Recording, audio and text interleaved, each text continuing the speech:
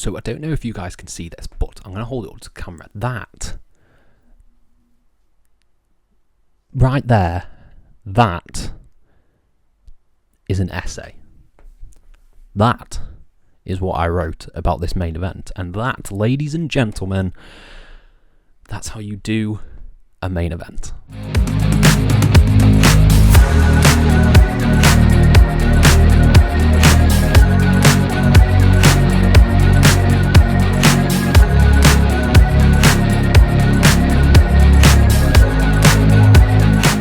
Hello and welcome to FTTR. I am Millie Mckenzie, and today we are talking about North Wrestling. In particular, we're talking about NCL 51, All Roads Lead North, the follow-on show from the 50th show of North Wrestling, and the guys over at North Wrestling were kind enough to send me the link again to review this show and check it out. And yeah, what a show.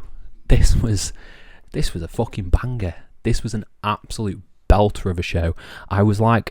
I found myself just grinning throughout the entire show because everything was hitting for me. Everything was just different. The match quality was class. The storytelling was really, really good. The production, which we'll talk about in a little bit, is off the chain level of good at North Wrestling. And I was just having a blast. I was having an absolute blast with this show. And considering I haven't watched much Brit Rest leading into this being sort of like one of the first shows I watched, Eve, which was really, really good, but one of the first sort of Brit Rest shows that I'm watching this year, it was fantastic. It was a fantastic 3 hours of professional wrestling, and I cannot wait to talk about it. But before we dive into this, please don't subscribe, please like this video, please comment your thoughts down below, and I'll try to reply to every single one of them as we dive into this, starting with my full review of NCL 51. Now, there's a lot to dive into. I'm going to go every match, every angle, everything that happened, starting with the opening video package, which I thought was really, really good, really set the stage for what was to come. And then we had Kemper and Myles Kayman versus Jet Marshall and Joe Wade. This was damn good. This was a really good. This felt like, in an era where tag team wrestling has sort of been pushed to the side, this reminded me that tag team wrestling is awesome, because these guys worked a really interesting tag match and really sort of like, they just worked it really, really well. You could tell all the dynamics. You had Myles Kayman being the little heel who was trying to get away, hiding behind the muscle of Kemper, and then you had Joe Wade, who's just sick. Joe Wade was my standout for this. He is awesome. He's so cool in the ring. His backflips that he was doing, his kicks, his strikes, his look, he's awesome. One to look out for. And the story that he told with Jet Marshall here, and the one that's been told over these past two shows, obviously they're the only two shows that I've seen, so there's probably a lot more history there, but it came across really, really well, and it was really well executed. The way that they sort of worked the match, leading to the high spots, leading to Jet Marshall going for his suicide dive and being stopped by Joe Wade. That was like the pivotal point of the match. That was a really well done beat. I probably didn't get it as much in the previous show when that happened, but now with the backstage promo that came later, I understand that more. The story that's being told with his injury from Gabe Kidd, I really liked that. I really liked how that was done, and that's not taken away from the action in this match, because the action was sublime. Like I said, Joe Wade, incredible. He's absolutely incredible. Him backflipping out of like 2 chokeslam attempts from Kemper looking like an absolute unit throughout this entire thing. And yeah, Myles Kayman is just a shit-eating heel who was just sliding out of the ring, getting the quick tags to Kemper, being, dastardly. He was really, really good at that, and I think that played to a really great finishing sequence in which Wade stops Jet from taking the dive because of the injury to the head that he sustained again in a match against Gabe Kidd, and that led to a great last ride from Kemper, one of the highest last rides I've ever seen. He got Joe Wade up high and dropped him right back down, with Myles Kayman, of course, getting the pin as well. It was really, really good, a really well executed tag match, and it started the night off really, really hot. Then we shifted entirely. We had an awesome tag match to open the show, And then we had one of the craziest and most bizarre matches that I've seen, and that is Red Scorpion versus Keg Stacker. Now, Red Scorpion, when I saw the match graphic for this, I was like, okay, Red Scorpion, he's a cool Lucha Libre guy. I'm intrigued to see how this is going to go. This didn't go in sort of any of the directions that I thought this was going to go. This was a really funny comedy match that had some really cool spots in it and some really cool action with Red Scorpion, who I just assumed would be loved because everyone sort of loves, you know, mass wrestlers and everything like that. No, he was a prick. He was a prick to old Keg Stacker, and he trashed the crowd. He starts hitting Keg Stacker with pizza because this is a brewery rules match in which kegs are legal and pizza's legal.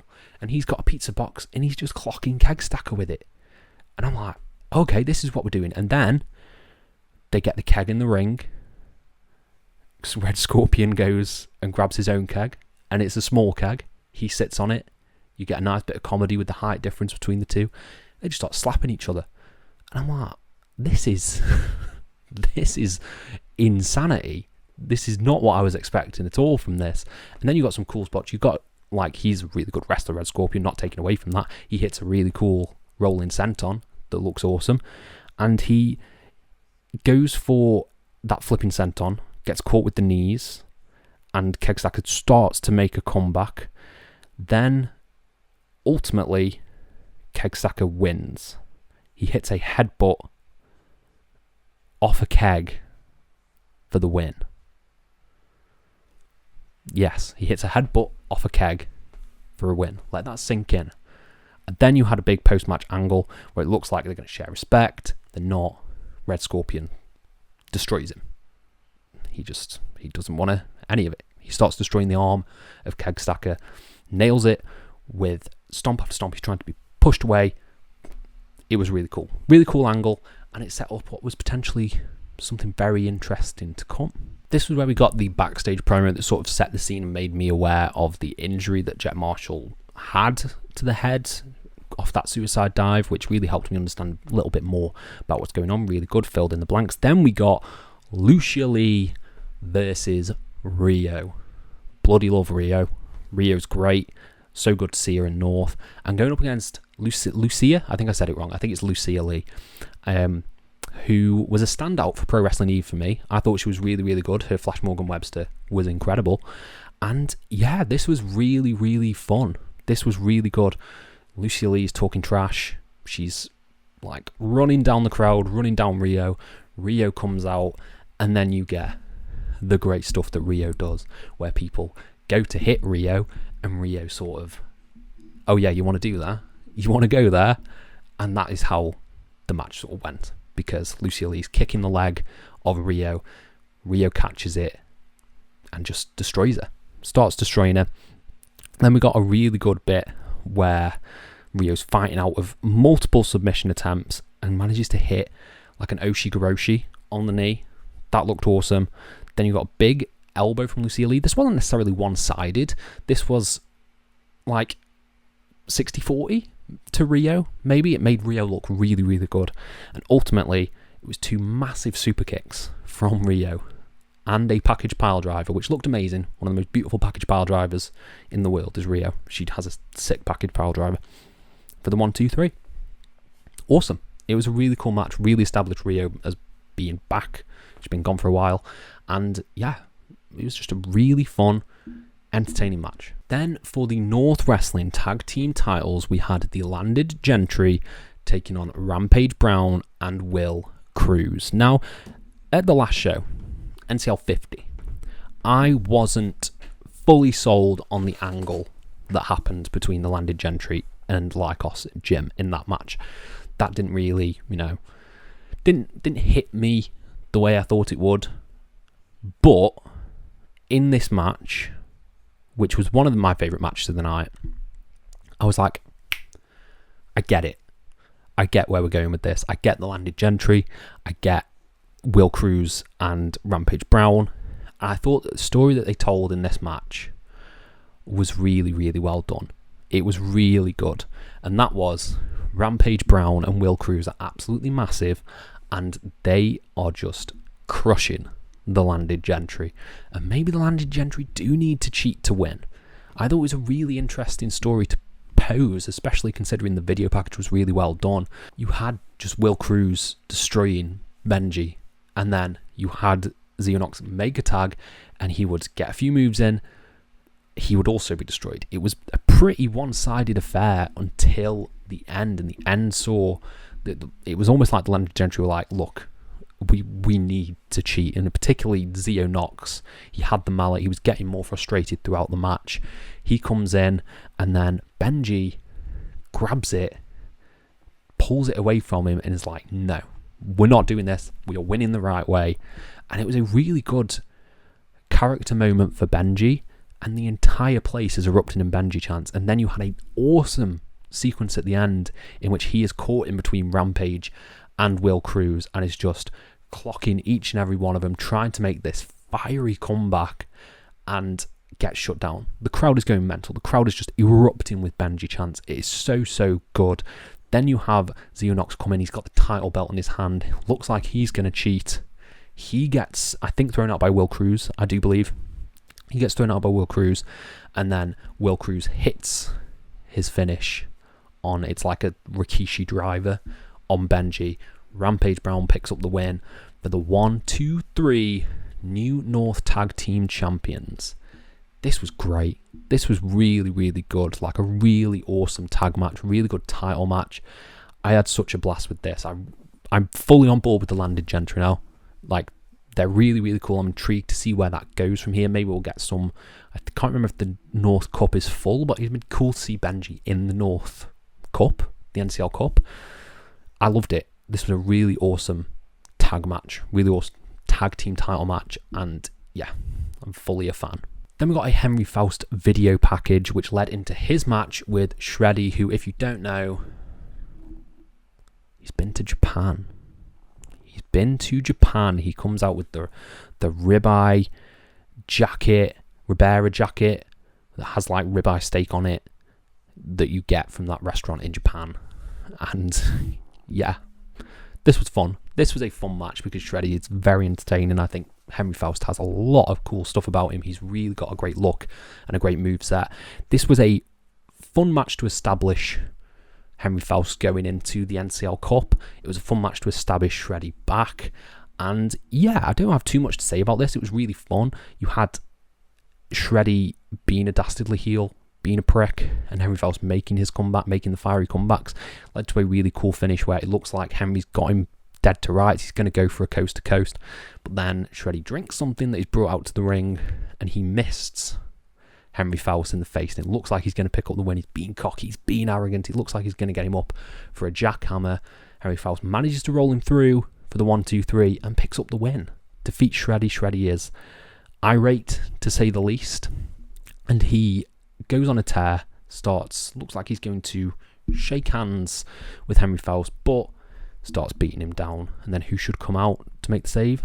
Keg Stacker from earlier in the night. He comes down to try and make the save. He's jumped by Red Scorpion, and then it's just a big brawl as Shreddy and Red Scorpion beat down Keg Stacker and Henry Faust. I thought it was a really effective angle, led into a great promo after, in which it looks like this is going to be an alignment, a heel unit of Shreddy and Red Scorpion moving forward. I think that's fun. I think that could make for some really fun stuff.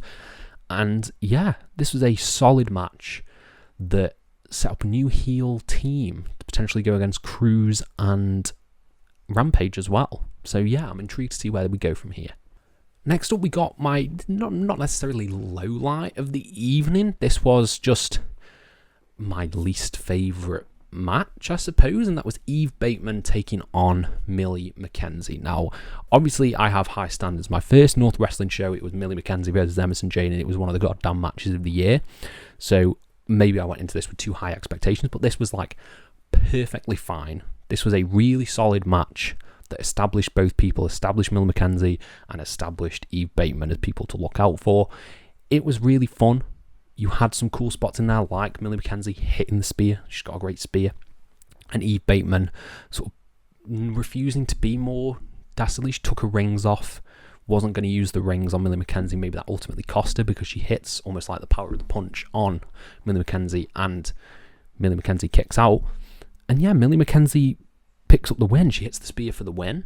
It was fun. It was a solid wrestling match. I want to see where we go from here. I think Millie Mckenzie is probably going to be vying for the title at some point. I think that's a really cool match you can do, as Leon Slater versus Millie Mckenzie. And Eve Bateman, I'm not sure.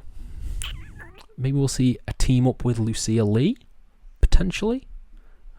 Intrigued to see how it go from here. Solid match, but it didn't blow my mind. Next up, we got a really damn good promo from Gene Money following his match with Leon Slater, where it says he's coming back. He's coming back. That is not the Gene Money that he wants to be. He is like a fighter, and he's taking on one called Manders, and this match was awesome. This match was so effing good, because I think Gene Money is one of the most underrated wrestlers in the world right now. Everyone sees him as a comedy guy, but when you put him in a ring with a hard-hitting bruiser like one called Manders, you get magic. And this was magic. This was basically one called Manders underestimating Gene Money, and Gene Money coming back and proving everyone and one called Manders wrong. And that is what I loved about it. It was a great underdog story. And it started off from the opening bell, where Gene Money just gets this flurry and he hits a Hurricane Rana on one called Manders, and one called Manders is a little bit he's taken aback. He doesn't know what to sort of make of this. And then you have some of the funny spots where it looks like Gene's going to slap him across the chest. Instead, he blows raspberry on him. One called Manders reciprocates on the outside of the ring. And it ultimately leads to these incredible striking matches of lariat versus lariat, as they just start beating the piss out of each other with lariats, and neither man wants to go down. And it was really, really awesome. Obviously, with a cowboy character like one called Manders, it suits really well, sort of like the last gunslinger vibe, especially when they're both in the corner and they sort of just run at each other, both hitting clotheslines. It's a really cool visual, and I liked what they did at the end, and that was Gene Money picking up the win. He had an awesome spot. It gets me every time when he hits this springboard headbutt coast to coast thing that he does, because it looks amazing. And he headbutts one called Manders in the nads, and he starts running the ropes. He ducks a clothesline, hits a clothesline, and it's 2 Ainsley lariats from Gene Money to pick up the win. It was fantastic. It was a fantastic bruising match, and I've hyped up Gene Money a lot here, but I do want to put over as well one called Manders. This is my first one called Manders match that I've ever seen. He has got such a presence about him, such an aura, that I think he should be signed to AEW by now. You would have think he's like him versus Brian Keith. Oh my god, that might have happened somewhere, but I want to see him versus Brian Keith. It was awesome. It was a really, really good match. And Gene Money, God bless him, he's fucking fantastic. Then we have the match that I've written the most notes for. It's like an essay, honestly. Oh my god. This match, Emersyn Jane versus Leon Slater for the North Wrestling Championship. This was amazing. I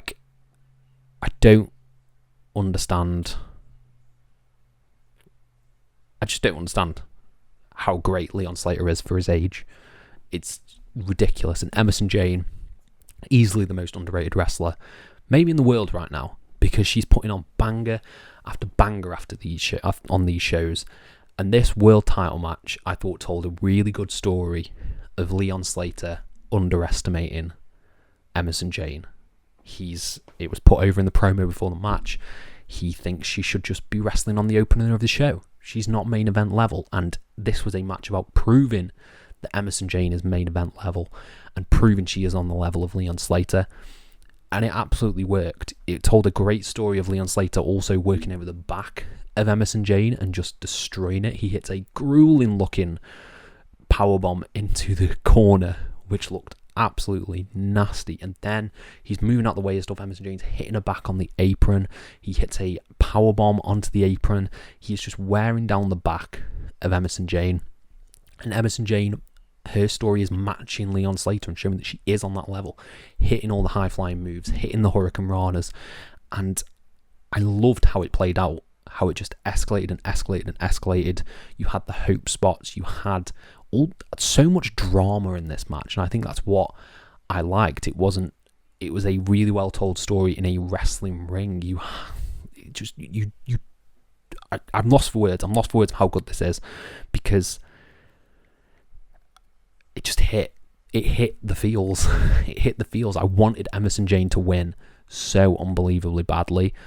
And some of these spots in this match were absolutely gnarly. Leon Slater did not hold back when he was hitting some of these kicks. The initial slap that he did as well at the beginning, he just didn't hold back. It was pretty relentless. And when it got to the spot where it looks like Emersyn Jane might win, and then you've got Liam Slater, he's on ringside as well. He pulls the leg of Emersyn Jane.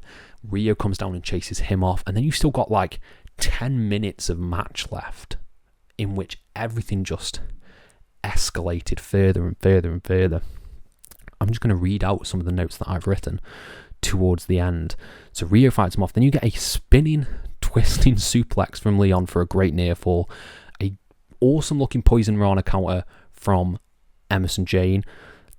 A coast-to-coast attempt from Emersyn Jane, and I really liked the sort of ring awareness that Leon Slater brought to this, in which she goes to hit a regular coast-to-coast, and he sort of rolls to the side out of the ring. Then she goes to sort of line up again, and he sort of rolls off the ring, and then she goes to do it again, and he pulls her down and manages to hit her on the apron. That was really cool.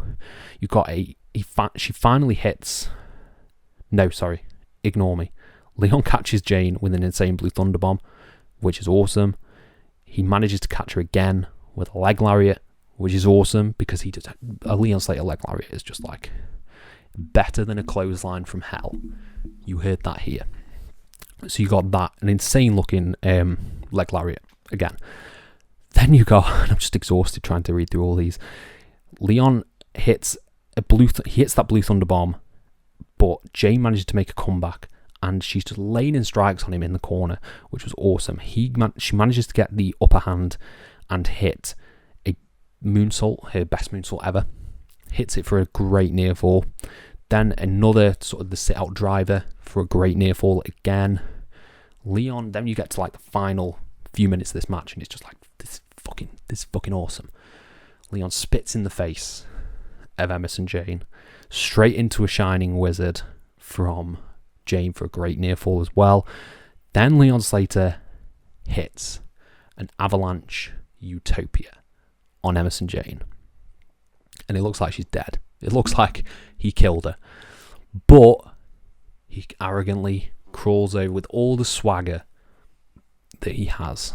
Crawls over, one, boom, kick out at one from Emersyn Jane. Fucking lost my mind. Absolutely lost my mind at this point, because the crowd erupted, everyone erupted, and she's just fired up. She's standing. It's like, this is insane. This is absolutely insane. Then 2 leg lariats from Leon and a sit-out pile driver, but the 1, 2, 3, and Leon retains in what is tied for probably my match of the year so far. Tied with Kenny Omega and Gabe Kidd. This was amazing. This was absolutely amazing. This is a match you need to go out of your way to see. You got a promo after as well, because the NCL Cup is coming up. That's on March the 1st. Gene Money is set for a match against Liam Slater, in which we might see sort of the wrestler come out of Liam Slater, and then we'll tease a Leon Slater feud maybe again. Yeah, I can't wait to see Emersyn Jane win this title, because she absolutely deserves it. I love the story coming out of this. I love that Emersyn Jane was that close. She was so close to beating Leon Slater. There's a rematch down the line, surely. I loved everything coming out of this main event. It was absolutely fantastic. And that wrapped up the show. What a show from North Wrestling. This was an absolute banger. This was genuinely an absolute banger of a show, and I can't wait to see where a lot of these stories go. I'm really intrigued to see about the tag titles, really intrigued to see about Leon, where Millie Mckenzie ends up, what happens to Emersyn Jane. There's so